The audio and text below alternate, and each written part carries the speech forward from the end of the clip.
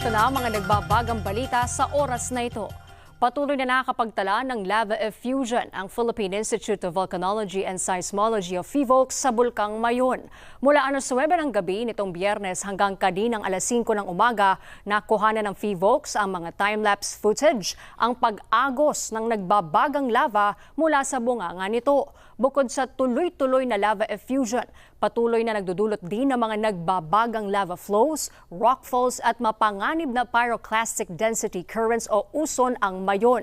Nananatiling nakataas ang Alert Level 3 sa bulkan na ibig sabihin ay may mataas na antas ng pag-aalboroto at posibleng magkaroon ng mapanganib na pagsabog. Mahigpit pa rin ipinagbabawal ang pagpasok sa 6-kilometer permanent danger zone.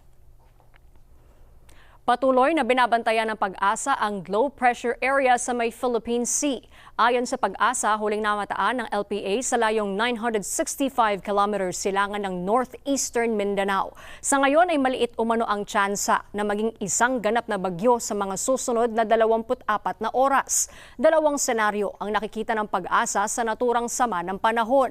Maaring mapanatili itong LPA sa mga susunod na araw o posibleng maging ganap na bagyo sa Lunes. Kumikilos ang LPA pahilagang kanluran at posibleng tumawid sa may Southern Luzon at Visayas sa Martes o Miyerkules. Asahan umano na magiging maulan sa Southern Luzon, Visayas at ilang bahagi ng Mindanao. Samantala, nakaapekto naman ng southwest monsoon o habagat sa Metro Manila, Ilocos Region, extreme Northern Luzon, Central Luzon, Cavite, Batangas, Palawan, Occidental Mindoro at nalalabing bahagi ng Visayas. Magdudulot ito ng mataas na tsansa ng kaulapan at thunderstorms.